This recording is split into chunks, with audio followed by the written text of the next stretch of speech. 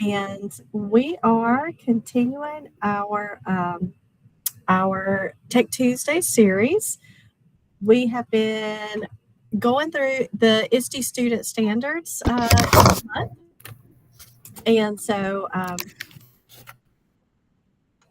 this month we are looking at the Innovative Designer Standard. And I have some links in the presentation at the end where you can access the sessions that we have done previously. There's so much good stuff to dig into with each of these. And so 45 minutes sometimes feels like a challenge. Like, how in the world can we get through it all? But I was super excited to have the opportunity to do this standard do the standard with you in our Tech Tuesday series, just because when I was working on my ISTE certification, this standard was the one that kind of intimidated me a little bit, but it's also the one that in time after unpacking and working with, I kind of fell in love with it a little. And so I'm hoping that you will too. Here is just kind of an overview of some of the things that I'd like for us to consider together today. And I am excited to hear some of the ideas that you might have to share. We are going to, get a little taste of that experience of working through a design process. Since our group is a little bit smaller, we'll kind of revamp the way that we approach that today, but it will still give you just some ideas or sampling of what students would experience in those situations too. But just to get us thinking, a penny for your thoughts, because now that they're not printing the penny anymore, I figure, hey, we need to grasp for any references to pennies that we can. What word comes to your mind when you think word or words or ideas come to your mind when you think of that word design? You can turn on your mic and talk or use the chat. What do you think of when you hear the word design? So, yes, Molly, that artistic feel, most definitely. Any other thoughts? What do you think or feel when you hear the word design?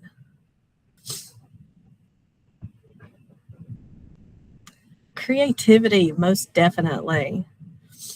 I remember as a teacher working with students, I always felt like I had students that expressed interest in fashion design. And I know that's like not the place that a lot of people's minds went, but that's where my mind goes. I just remember so many students with, that creative sense and want to explore that aspect of design too. Building and architecture, yes, most definitely. Really, I mean, our brains can go in any number of directions because designing is just kind of wide open, which makes it so much fun. So that's what I hope, that you will start kind of thinking outside of the box a little bit. Like I mentioned, for me, I am not a very sciencey and mathy person by nature. I've always been passionate about literature and writing and the arts and things like that. And yes, I know that those pieces have a place, in the sciences and mathematics, but it's just not where my brain has always lived. And so when I first encountered this standard, I was really trying to put it in a box. I was trying to, make it fit inside a little STEM box. And then, I was really happy for the opportunity to let it out of the box and start seeing different ways, that this fits. Here on this slide, I have kind of broken down the 4 different components of ISTE's Innovative Designer Standard.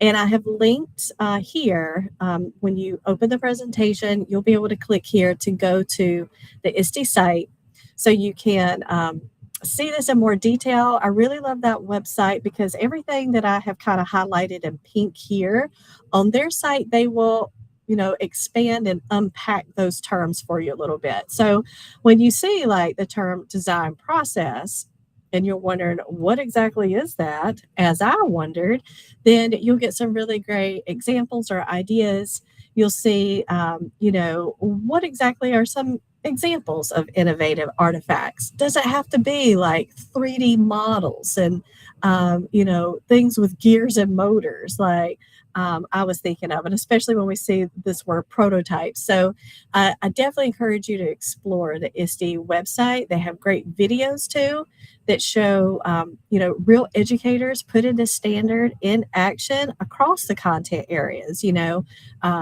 from music educators to everybody, really. So, what are these different components? First and foremost, it includes a design process. So students know first, they know a design process or maybe several design processes, and they can use it in a deliberate way to generate ideas or test their theories and create those innovative artifacts, which, really could be anything. And we'll talk about that a little bit more. This part here, though, is something that really stands out to me: authentic problems. Things, that seem meaningful and relevant to students. Another part of the standard is design constraints. Students select and use digital tools, which again could be any number of things. Any of our Google Suite, Google applications that are very collaborative in nature, Canva, Adobe, any tools, Book Creator, Padlet, the things that we could use to collaborate, share ideas, compile information, data, notes, as a group working on a problem. Those are examples of digital tools. So using those in that process and taking constraints into consideration. So when we talk about constraints, it can be anything, just a time constraint, a constraint that limits resources or access to experts. So they can't maybe ask you, the teacher, a question. So it could be any number of things, and calculated risks. So students, thinking through, these are the pros and cons for each, proposed solution or action. Which one are we going to go with that limits risk? Building prototypes, testing, refining, and that idea that the process will be cyclical, it's an ongoing cycle. If it doesn't work the first time, we'll ask more questions, figure it out, try again. So really that idea of multiple iterations, right? That we're not going to get it right the first time. And this is what leads us to this last piece here, and the part that really just stands out to me: helping students build that tolerance for ambiguity. I feel like it doesn't matter what level of student you work with, regardless, both like level in terms of age, level in terms of academic, ability. Students struggle with this, right? That tolerance for ambiguity. They want to know exactly what they need to do, right? Gifted students, they're going to want a very clear picture. Just tell me what I have to do to get an A. Tell me what you want it to look like so I can get my A, right? Whereas, our students that might be struggling in multiple ways, they just are like, just where's the paper? What do I need to do? And so that ambiguity, they don't like it because, it does feel uncomfortable. Like, well, what will it look like? And that's when the question and the creativity and the curiosity of this process comes in. Such an important skill for students to build. And we just don't always leave space for it. And obviously perseverance, and again, those open-ended, authentic problems. So when you look at these 4 aspects of the innovative designer standard, is there any one of these that kind of stand out to you, or any piece that you feel like, oh yeah, that's something my students definitely struggle with, or something that you feel like, hey, I feel like they might be a little bit stronger in this, or anything? What is standing out to you when you look at these 4 components?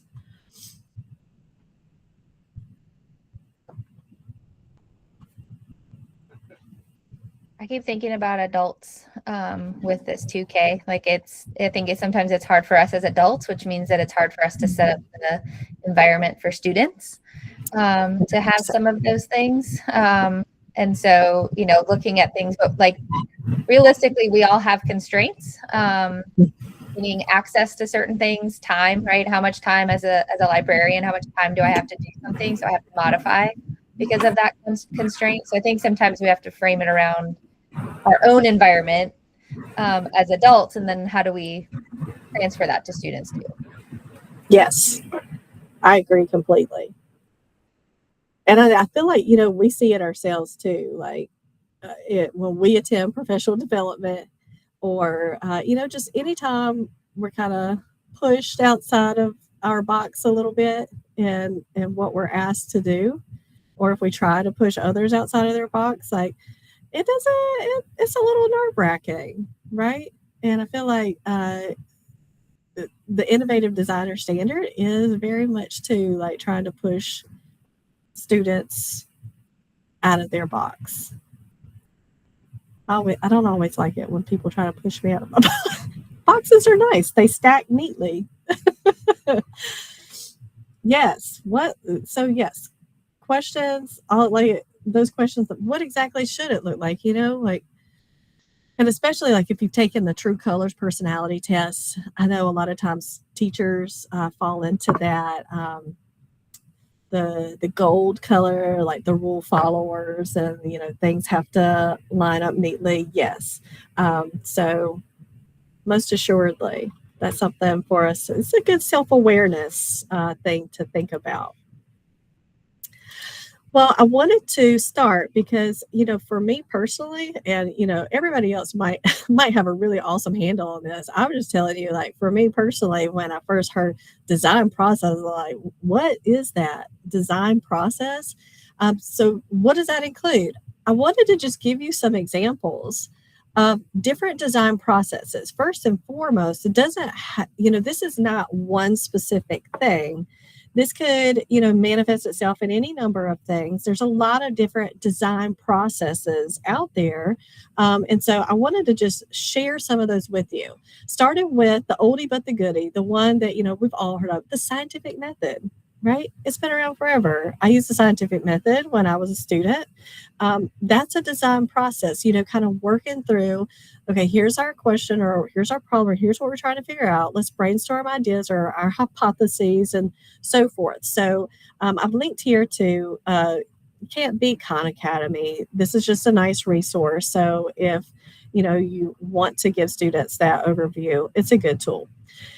I also included the 5E instructional model, and here are the 5 E's: engage, explore, explain, elaborate, evaluate. So again, you can see it's a process that begins with, engaging with a topic, using empathy to identify a problem or whatever it might be, exploring different possibilities, explaining, going into those details where you might start creating and then evaluating.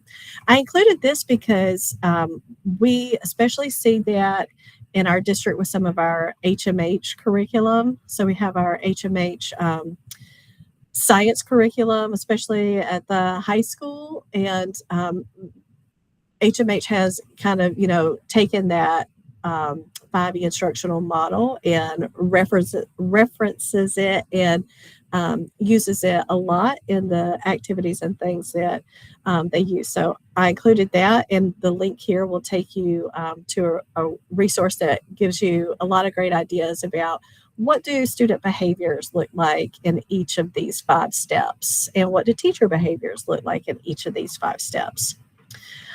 Obviously, I've included the engineering design process. I know that's a big one that people kind of naturally gravitate to when they start thinking about this standard, this ISTE standard. So I've linked here a resource that will give you a lot more insight into what is the engineering design process. But again, here, their words, they're emphasizing that open-ended problem solving. There's not one right answer, flexibility for students to, find their own solutions, and encouraging them to learn from failure, which kind of builds that tolerance and persistence that we want students to have. I also included this one. This was one that I learned about recently, the launch cycle. So launch is an acronym. Obviously, we love some acronyms here. And when you start comparing these, I think you're going to see like there's a lot of overlap, right? And even though, the number of steps in the model or what they call them, there's a lot of overlap in what students are actually doing throughout these processes. So I feel like, that's, we don't have to feel like, oh man, there's so many to choose from. Which do I choose? Students are engaging in a good process, no matter which one you go with. I like this one because it just has that clear idea of when students are done launching their ideas or their work or their creations out into the world so that it reaches a real audience, which is so important for students to have, to see that relevance of what they're doing, whether it's a global audience or a local audience. It's an important step. And then, of course, we're not going to leave out project-based learning. It's something that's not a new concept. It's been around forever because it's just a really great method of engaging students in learning.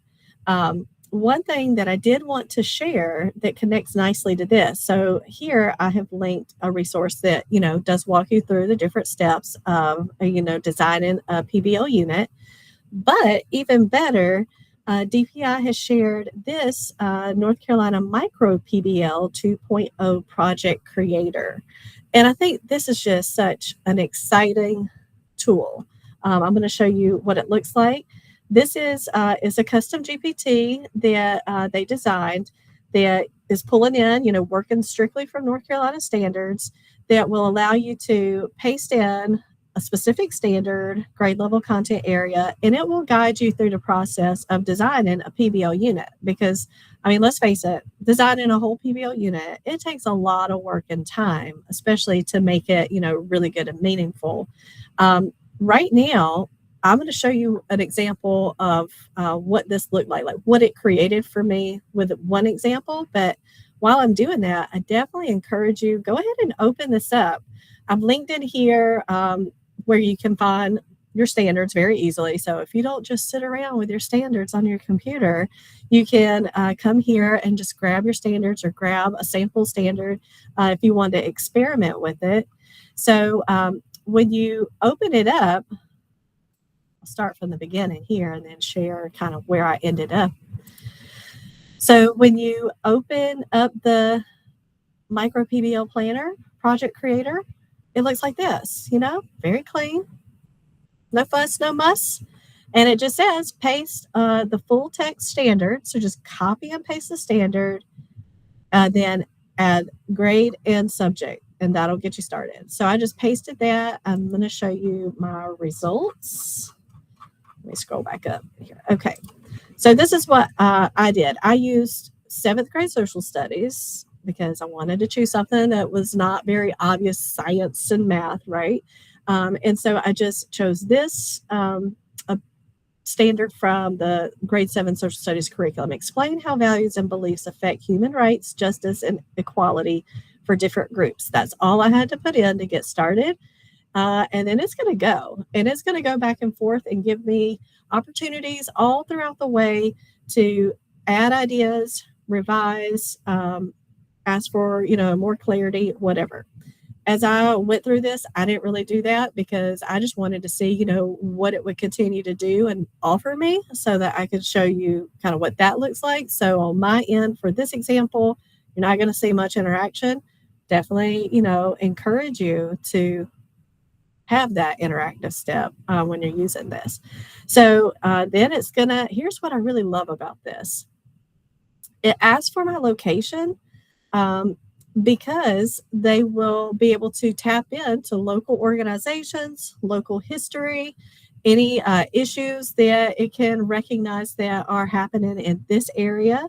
So that will enable it to come up with ideas or resources that will be very relevant to your students. And then it asks, ideas about timing. How much time can you devote to this? So I just said, here I am, and here's how much time I will give. So it starts the unpacking process, telling us, what do students need to know and understand, what we want them to be able to do, what success criteria will look like, and then just continue to move forward. So then it gives me some options. Do you want to do this? Work with the Johnston County Courthouse? Do you want to work with school board policies, agriculture, small business, and newcomer communities, local history makers, and museums? So I went with school board policies for my example, just because I knew, it's something that students definitely can recognize, like this connects to me, like this is me. And so then it gave me 3 more options. Okay, how about this? Do you want to focus on attendance and fairness, access audit, like who gets into different opportunities, or restorative choices simulation? So I think I went with option 1. And then it's just going to continue to go through, given teacher actions, student tasks, like exactly here's what students should write. And it will continue to go through this up until the end, where it will allow you to download a PDF, like a master teacher guide for this PBL unit. And I did this with about 20 minutes or less of prompting. Again, I didn't interact that much, but what a great resource to help us, create those PBL units that will allow us to give students those opportunities. So I hope that you will find that useful. I thought it was pretty cool. But, the more that I kind of thought about this, personally, I see the research process as a design process, because I am, going through a process of designing, what a solution to my information need or problem, right?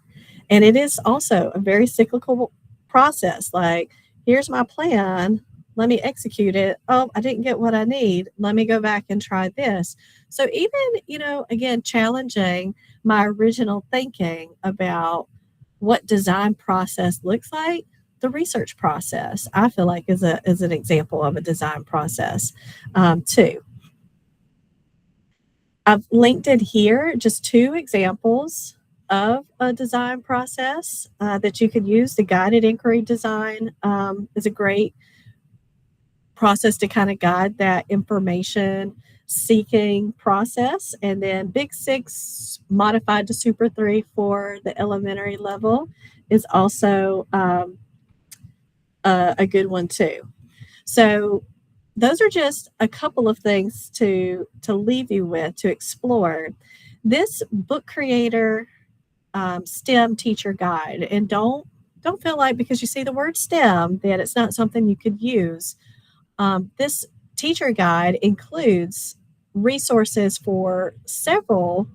I think it has the 5E instructional model, engineer and design process in there, maybe even PBL, but it includes resources that you could use to teach students about those processes, and also some lesson plans. I do think that the lesson plans that I saw included in the book were geared more towards middle school, but I would say that you could obviously tailor those to still meet the needs of the students at your level too. One thing that I did want to share with you, I'm going to come back up to the launch cycle. I wanted to share, they have a video on their site that I just really appreciated. I thought was helpful.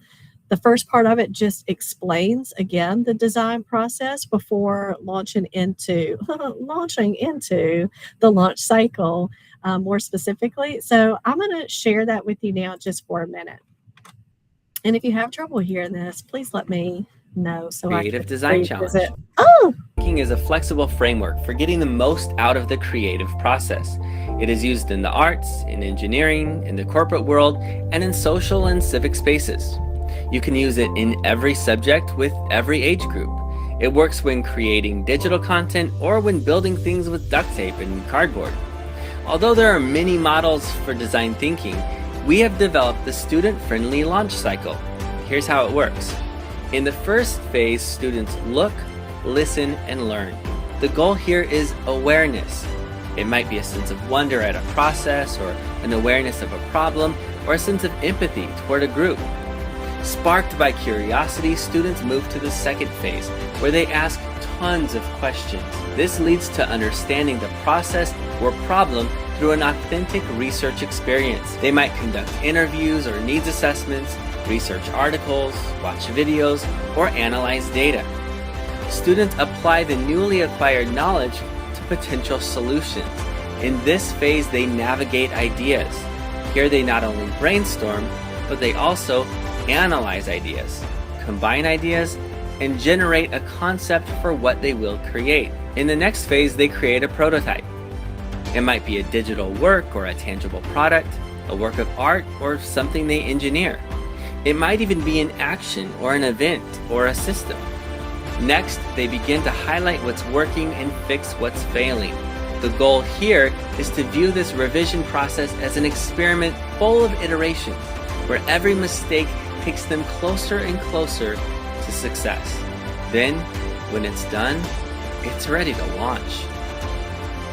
In the launch phase, they send it to an authentic audience. They send their work to the world. And ultimately, that leads back to a place where they can look, listen, and learn.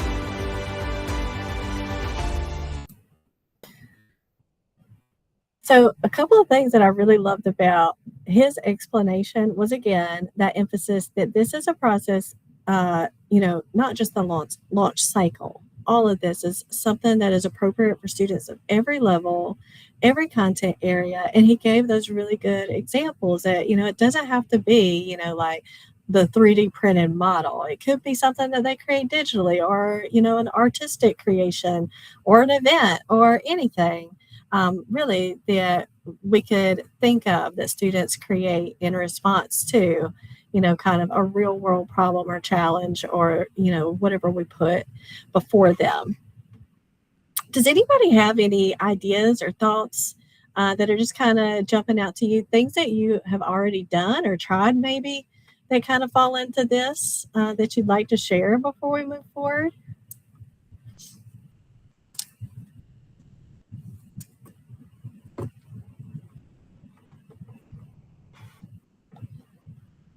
There's just so many different possibilities.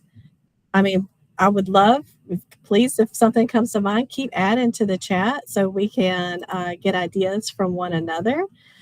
Today, I had just chose one of these. So I did choose the engineer and design process for us to kind of look at together a little bit more. And I chose that one just because that was the one that challenged my thinking when I first started working through this. All of these slides are ones that I tried to, design them in a way that if you wanted to use, these exact slides to replicate or guide your students through this, I hope that you'll find it useful. So with the engineer and design process, sometimes they kind of group some of the steps in that process together. So like, for instance, grouped test and improve. So here are 5 steps for the engineer and design process. So starting with asking the questions about the problem that we're presented with, imagining different possibilities, ideas, trying to kind of choose one to get behind, to do a little more serious planning, then the actual creating, and then the testing, feedback, improvements, moving forward, asking the questions again if it didn't work. So again, that cyclical process.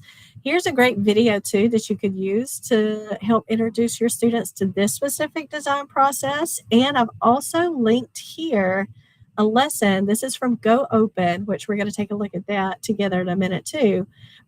This is a lesson that literally you could use from grade kindergarten all the way up to grade 12 to give students that entry point into working through the design process. Maybe for older students, you might want to throw in an additional constraint or two, or for the little ones, maybe take away a constraint. But still, the same premise could work for any age. And obviously, thinking about the why, having students work through this is definitely going to be more engaging, but it's also going to help them to develop, all of those skills that, we really want our students to have: creativity, critical thinking, collaboration.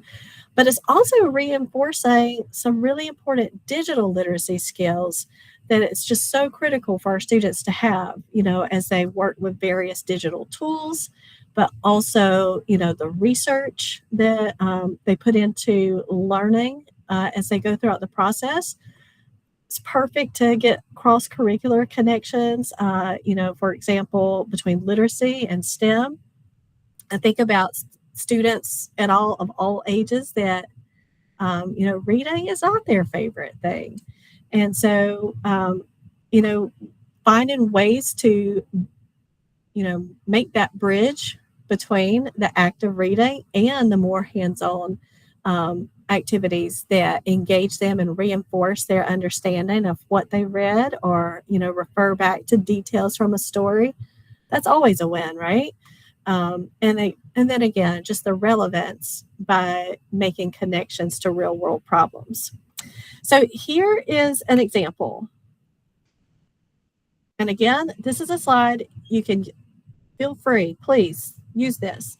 The Paper Tower Challenge is a very popular STEM challenge. You might have done it yourself. Has anybody done the Paper Tower Challenge before? Is that something that anybody's done? I would just tell you, the first time that I experienced the Paper Tower Challenge and someone told me I only have 4 sheets of paper to build a tower that someone is going to be able to stack very heavy books on, I did not think that that was something that happened in the real world. But, going through this process, I was able to see very quickly that it did. I also love this challenge too, because there's almost no materials involved, just 4 pieces of printer paper, a little strip of masking tape, and some scissors. And you can tailor the context of the challenge, right? With this challenge, it's always going to be the paper tower. But the context that you give, you can connect it to your curriculum, your area, your context or students, however you want. So obviously, I like to work with the libraries. And so I gave a context that related to our libraries. We're opening a new library, but we have no shelves and no budget. Now that's a real world, like that could happen. This is relevance 101 right here. So with these materials, you're going to work with your group to build a structure that will hold the weight of as many books as possible, and we'll test it. So this is a challenge I would present the students, and then I would explain, here are your constraints. So I gave them a lot of different constraints. Their constraints include access to materials. They have a time constraint. They have, constraints in regards to how tall the tower must be, things like that. So I've listed those here and the supplies. So now what I would continue to do with students, what you see on the slide here, it's not going to change. The challenge will always be there for them to see and their constraints, but I'm just going to start walking them through the engineering design process. So what questions do you have? Share with you the challenge, the constraints, the supplies. What questions do you have? And they're going to have questions. Like right now, some of you might have questions. My main question was, what in the world? How is that going to work? And so giving them an opportunity to ask the question, to define exactly what's our problem and what the constraints are. And so after giving them that time, then moving on to brainstorm some ideas. I would include a timer. And again, so keeping them on track. I put 5 minutes here. You could put 3 minutes, whatever you wanted to do. You could tailor that to, your students and their, level of maturity or where they are, so what they could handle. I've also linked in a sample planning sheet that you could use with students. You could also adapt that in any number of ways. And so we're just going to go through. All right. So now make your plan. You've talked about your ideas with your group. Make your plan and go ahead and get your supplies. And then we're going to move into build. Let's follow the plan. Notice at this point with my timing, I've only used about 15 minutes, I think. So again, this isn't something that has to be, always this big, multi-day or multi-week unit. We can give students these opportunities in smaller pieces along the way as well. And then finally, we're going to test. And then as part of that testing, asking questions like, what worked? What didn't work? How would you go back and change this? Or what would you do differently? Now you saw what everybody else's structure looked like. Did you see something that you would try, or what stood out to you? So it's just a great way for them to go through the process again and, just have fun. There is research that shows like giving students even just short opportunities like this to work through a design process or to build these skills, it grows over time. And there's especially an argument for starting this in elementary school and not waiting until the later years, because giving students those opportunities to interact with design processes, skills like this, it increases the opportunity that they might pursue or be interested in careers in fields that are more design minded. So it, opens up possibilities for students too later down the road. Any thoughts or ideas standing out to you about this particular idea? Or can you think of another one, like another spin on the paper tower challenge that might fit your area or what you're doing?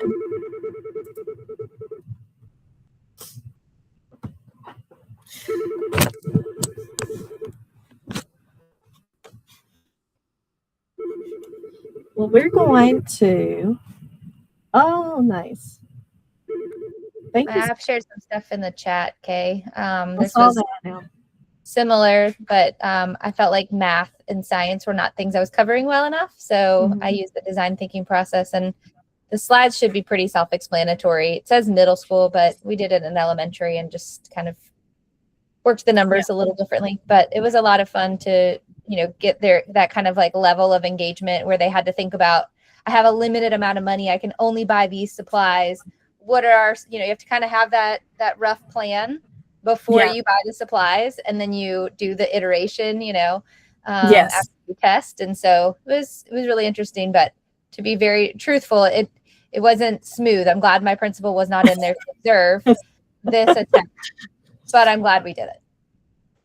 And, I love that you made that comment too, Molly, because, one thing that kind of came to me, like, we are engaging in a design process ourselves when we do this. And so, like just the act of lesson plan, like what we're doing when we put this together is the design process, and, multiple iterations, like teaching. Good pedagogy is the design process and that reflective practice. So Molly's like, oh, wow, that was chaos. What would I do differently? And so her next iteration of that would probably look a little bit different, right, than the ones before. So that's definitely, thank you for sharing that. Thank you for sharing. I think we've all been there where we're like, thank God this was not an observation day. Thank goodness that, we were able to just kind of muddle our way through this one and figure something out. Okay, well, we're going to quickly have a design process experience. So we're not going to do the breakout groups just for time purposes, but just to get you thinking about possibilities here. Obviously, you're probably sitting at your desk or workspace. So I want you to just find any random item on your desk. And so our challenge would be to think of a way that you could redesign or repurpose that item to solve a new problem than what it was originally intended for. So we're not going to do the breakout groups, but I will give you just a minute, and I'm not going to do 7 minutes. I'll give you just a minute to choose your item and start, maybe thinking of an idea. Or maybe in our morning session, somebody had a paperclip and they had already repurposed their paperclip with some magnets and stuff to replace a broken magnet clip that they had. So I thought that was pretty timely. What is something that you see on your desk that you could repurpose? So here are some examples of constraints. Well, you only have that one item that you're repurposing. So if we were actually going to see this through and build, you would be able to use up to 2 additional supplies on your desk to actually make this thing work. And then, as an example of a digital tool, I would use a Canva whiteboard. I had set up a Canva whiteboard that we could all interact on together. So you and if you were in a breakout group or a group with in-person students, opening up that whiteboard, it's a great digital tool. It's collaborative. They can be shared easily for people to edit, to draw on, add sticky notes to, pictures, whatever, to make a plan. So looking at the item that you have on your desk, can somebody just tell me, what is the item? What item did you choose? Don't be shy. You can turn on your mic or you can put it in the chat. What's something on your desk that you just picked up what could this be? Large roll of paper towels. That's a good one, Anne. That cardboard roll in the middle is an invaluable resource. A notepad. That's a good one too. I have a little notepad here. It opens up and it has sticky notes in it. I was like, it's kind of tent-like or like phone standish. So yeah, I was getting inspired. I also have are you being sarcastic, Anne? Because those brown paper towels in school bathrooms, they are not absorbent at all. Yes, I was just making sure we were on the same page there. I have my guilty pleasure purchase at book fairs is a fun pen. So I have my donut pen that I have repurposed. So I was trying to think what could this be used for? And it's got the nice bump. So I was like, maybe I could use this as some kind of back massager or something. That would be a Stitch figure. That's fun. So this is just an idea. Imagine that if you gave this challenge to your students, you already see, and obviously a stack of books. We could work wonders with that too.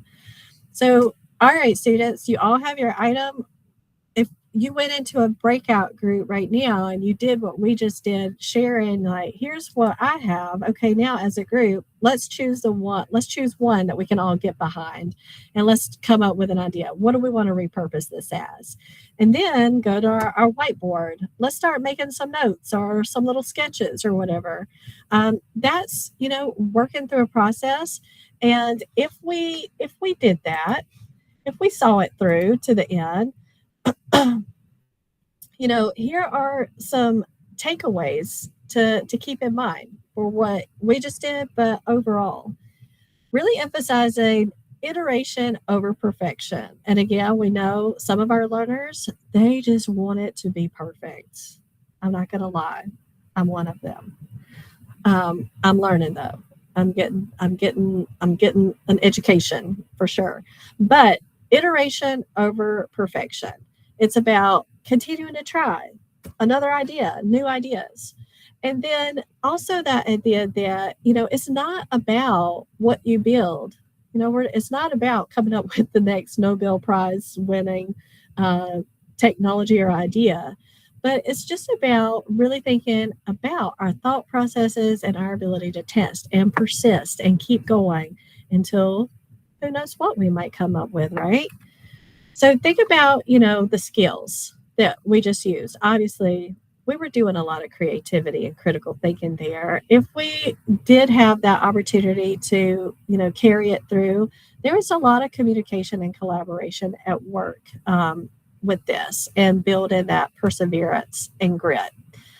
Obviously, literacy is something I'm very passionate about. So for my library friends or all my friends, um, I just feel like literacy is something that we can make great connections to. Again, anytime we can build these cross-curricular things, I think our students are winning. So I've just given you a couple of ideas here.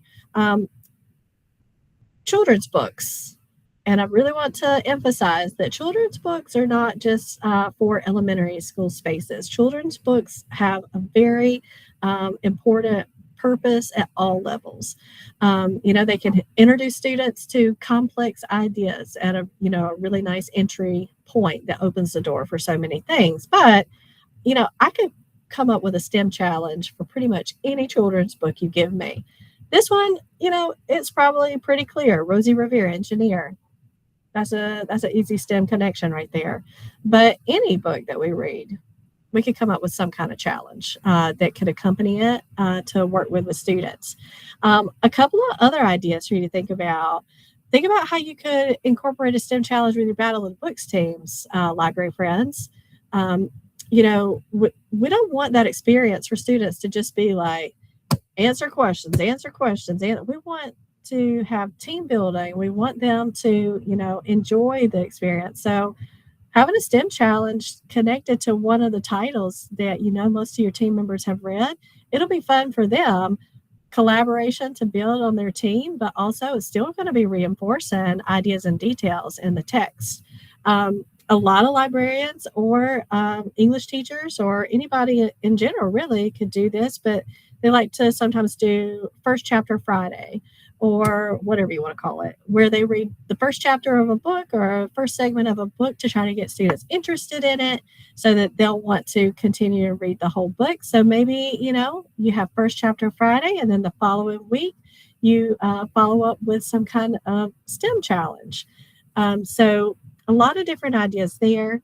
I've also included here a STEM challenge connected to the children's story, One Plastic Bag, which I just love as a story. It's a true story based off of a woman living in Gambia who was really just bothered by seeing plastic bags, piling up on the roadways there in her community. And so she kind of mobilized women and they went to work at repurposing these plastic bags. That's a concern we have here too. So this STEM challenge kind of challenges students to do the same thing, repurpose, upscale a plastic bag. I'm just kind of giving you some ideas here too. I know time is always a thing. How do we make it happen? Anytime, we can find ways to collaborate, cross-curricular collaborations with other teachers, collaborations with your librarians, so much goodness can come out of those teacher-librarian collaborations. PBL, I really do just want to emphasize that because, with a well-constructed PBL unit, it's not something extra that's added on at the end of the unit like we approach projects usually. The teaching of the skills is happening during the project, and so it's not extra. It is the thing that's happening. So it's not adding extra time. It's built in. And so that's a really great opportunity. But also think about how you could use those rhyme time periods in your day for, obviously enriching, but still using STEM challenges to reinforce skills that students might be struggling with too. A lot of great ways to use that time as well. And then obviously if you have a makerspace, and again, makerspaces don't have to be huge. If it's just a couple of toilet paper rolls and some tape, maybe try introducing just a little STEM related challenge. I've linked it here, like I mentioned before. This is Go Open's website. It's a repository of lessons created by educators here in North Carolina and shared with one another. But if you go to Go Open, and I'll just share with you real quick, I went and I did a search for, I used my smart searching strategies, and I put quotation marks so it would look for that phrase, design process.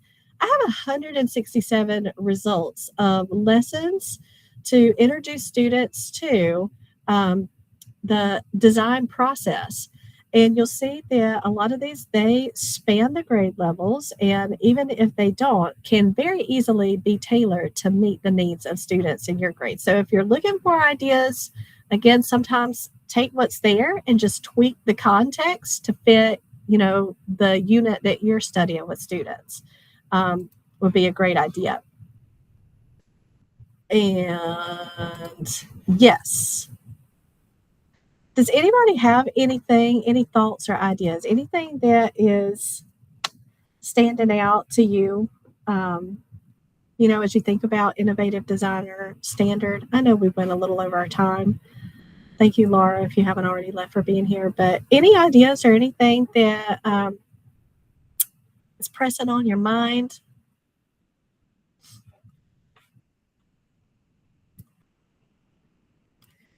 Our team. Yes, please, Molly. One thing I've seen is doing this with like a service mindedness, and so like making things that will help with solutions. I'll put it in the chat. I was looking for it about this school librarian that had that kind of concept behind their design thinking, and called it Makers on a Mission. And their high schoolers created a tool to teach first graders how to tie their shoes, as like a little plastic guide to teach them. So it's really some cool ideas. I think sometimes like it feels a little like you're just doing this for the sake of fun, right? But I put the link in there, but there's some really cool ideas. They did like the plant, like growing the plants in the big towers or whatever, so that it could serve as a community garden. So pretty much everything they did was keeping other people in mind, which I thought was really cool. Yes. Another layer to all of this. I love that. Definitely responded to a problem. I'm not going to lie. I wish those high schoolers would help my son learn to tie his shoes. I haven't even tried. It's just a completely daunting task, because my way of tying shoes is not the best in the world either. I'm just going to put that out there. Maybe you'll get some ideas then. You need that's what I'm thinking. I'm going to use this as a tool for a tool myself. But our digital learning team would love to be one of your collaborators on a project. We're always here to support you any way that we can. And wanted to just share real quick, we have our Chill Tech coming up on February 16th. It's probably going to be like 80 degrees that day, but we've got 3 different options at every hour throughout the day of just digital learning goodness that will hopefully continue to inspire you. So definitely check those out. All of those got the schedule linked here, and everything is in Kika. I also wanted you to know that, with making and creating in mind, we do have our Spark Lending Library. So we've got a lot of great STEM tools, robots, makeys, climate action kits, all kinds of things that are available for lending. So if you are interested in trying something and you don't have the resource yourself, don't feel like you have to go out and get it immediately. Borrow one of ours and see how it goes, and then decide if you want to, get it yourself later. If you click here, you'll see the form that you can use to request to borrow things from our library. Our department also brought back our instructional tech blog. So if you follow this website, you can subscribe to that. That's what we use to share important updates. And the post at the very top of the page is about our brisk pilot that we now have in our district. So you can see how to get connected to that. That's something we're really excited about. Here you can find links to previous recordings. We've got all the good stuff here. Don't forget you have an ISTE membership to take advantage of. And here is our attendance code for today. The one in the middle, make sure you scan so you get your credit. And at the end of our slides, if you are out of district visitor, we've got a feedback form there for you. And if you are JCPS, you have your feedback option and kick up. We always appreciate the feedback, and we love ideas for things that you would like us to follow up with, or questions that you have, or ideas for how we can make our future Tech Tuesday sessions even better for you.